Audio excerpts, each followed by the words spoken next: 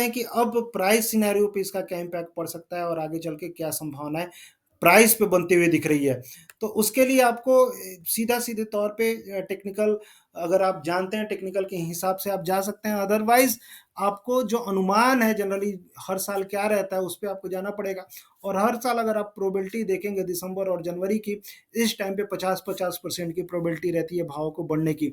लेकिन इस साल मुझे लग रहा है ये जो तेज़ी है, आगे जाके रुकती हुई मुझे बनती हुई रुकावट बनती हुई दिख रही है।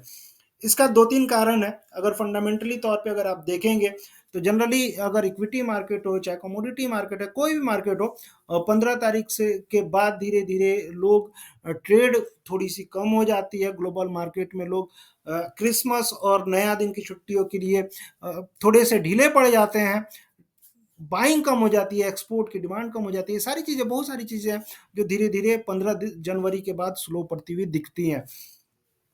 पहली चीज़, दूसरी चीज़ क्या है कि जिस हिसाब से ये तेज़ी मार्केट में निकल के अगर ग्वारगम की बात करेंगे, तो 8200 से सीधे भाव 94-9500 पे आ गए हैं। यानी कि ₹1000 की तेज़ी और मुझे लगता है कि इन इन स्तरों पे अगर आप टेक्निकल भी देखते होंगे, तो एक रेजिस्टेंस फेस करते हुए मार्केट दिख रहा है। तो एक मुनाफ़ा वसूली आपको 95 से लेके 9700 के आस-पास बनती हुई दिख सकती है। वही अगर आप सीड की भी बात करेंगे, तो सीड में भी जो मुनाफ़ा वसूली का जो ज़ोन है, मैं काफ़ी दिन से बोल रहा हूँ 5050 से लेके 5150 के बीच में मुनाफ़ा वसूली का ज़ोन है, कभी भी आपको मुनाफ़ा वसूली बनती हुई दिख सकती है। चार्ट के हिसाब से अगर आप बात करेंगे तो एक डिसेंडिंग ट्रायंगल पैटर्न बनते हुए दिख रहा है मेरे हिसाब से और इस हिसाब से होता क्या है, जो भी जानकार हैं आप किसी को भी दिखा सकते हैं, जो भी चार्ट के जानकार हैं वो मुझसे डिबेट कर सकते हैं इस चार्ट को लेके और इस चार्ट के अकॉर्डिंगली मुझे ये ऐसा लगता है कि जिस हिसाब से ये पैटर्न बना है, इसको डिसेंडिंग ट्रायंगल पैटर्न बोलते हैं, आप जाकर गूगल में भी ट्रैक करिए और यहाँ पे ब्रेकआउट इसका हुआ था, ब्रेकआउट के बाद प्राइस ऊपर गए और इस वीक हमने देखा है ये जो नेक है, जहाँ पे ब्रेकआउट होता है इसको छू के और जनरली छू के होता क्या है कि प्राइस जनरली नीचे आने की टेंडेंसी रखते हैं, यानी कि नीचे आते हुए दिख सकते हैं। तो आने वाले दिनों में आप देखेंगे कि अगर 5100 से लेके 5150 के आसपास एक अगर मार्केट इन स्तरों से ऊपर नहीं बढ़ता है, तो यहाँ से आपको गिरावट बनती हुई दिख सकती है। ट्रेंड लाइन के हिसाब से भी अगर आप जाएँगे तो 5200 के आसपास आपको ट्रेंड लाइन रेजिस्टेंस फेस करते हुए मार्केट दिख सकता है। तो ज़्यादा से ज़्यादा जब अगर फ्रेश खरीदारी और स्ट्रॉन्ग खरीदारी अगर मार्केट में अगर आपको कहनी है कि ग्वार में बहुत बड़ी तेज़ी आने वाली है, चाहे तेज़ी आ गई तो ग्वार को 5200 के ऊपर बैठना पड़ेगा। 5200, 5250 के ऊपर बैठना पड़ेगा, उसके बाद ही हम कहेंगे कि ग्वार में बहुत बड़ी तेज़ी आ गई। अदरवाइज़ मुझे लगता है यहाँ से मुनाफ़ा वसूली आपको ग्वार में आती हुई दिख सकती है। नीचे में कितना आएगा मैं नहीं बताऊँगा आपको, ये आप खुद ही प्रोजेक्ट करिए, इस डिसेंडिंग ट्रायंगल पैटर्न को देख के गूगल में खुद भी कुछ मेहनत करिए, लोगों से पूछिए नीचे में अगर ये descending triangle pattern weekly chart पे अगर ग्वार का बन रहा है, तो नीचे में कितने तक भाव आ सकते हैं आप खुद ही जानिए। उसी तरह अगर आप ग्वारगम में देखेंगे तो ग्वारगम में ये नेक अभी तक नहीं छुआ है और ये जो नेक है ये 9700 के आसपास आ रहा है, यानी कि ग्वारगम में मार्केट अगर अगले सप्ताह बढ़ता भी है तो 95 से लेकर 97 तक जाने की संभावना रखेगा और उसके बाद फिर मार्केट आपको नीचे आते हुए दिख सकता है।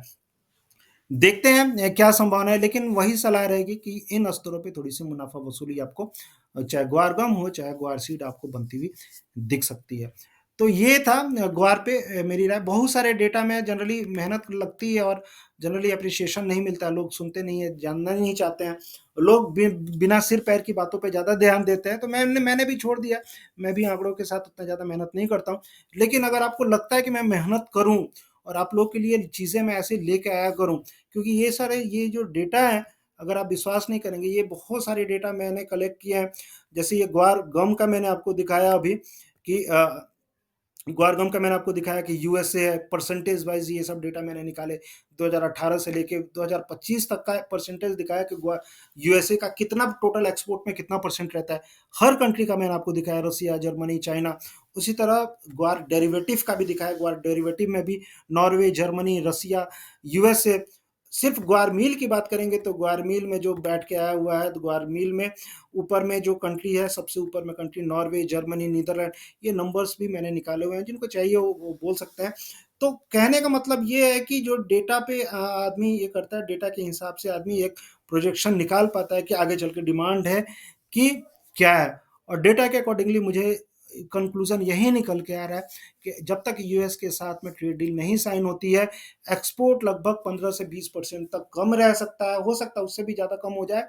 और जो अभी 2.5 लाख टन का एक्सपोर्ट, सालाना एक्सपोर्ट स्पेशली ग्वारगम का दिख रहा है, वो एक्सपोर्ट आपको 2.1 हो सकता है, 2 से भी नीचे खिसक जाए। तो ग्वार के प्राइस बढ़ने के लिए एक्सपोर्ट का बढ़ना जरूरी है, और एक्सपोर्ट बढ़ने के लिए अमेरिका के साथ में समझौता जरूरी है। मोदी जी काफी ज्यादा दबाव में, आगे चल के क्या होगा भगवान जाने। लेकिन मेरा काम है आपको अपडेट करना, और आपका काम है मुझे प्रोत्साहित करना। ज़्यादा जानकारी के लिए जो पर्सनली जुड़ना चाहते हैं, इस नंबर पे मुझसे कंसल्ट कर सकते हैं, मैसेज कर सकते हैं। मैं जनरली वीडियो लेके आते रहता हूँ आपको, और ज़्यादा से ज़्यादा इसको पहली बार देख रहे हैं तो मन करे अगर अच्छा लगे तो सब्सक्राइब करिए, लाइक करिए। मैं देखता हूँ बहुत सारे ग्वार पे वीडियो अगर लंबा हो जाता है, बहुत सारे लोग छोड़ देते हैं चैनल।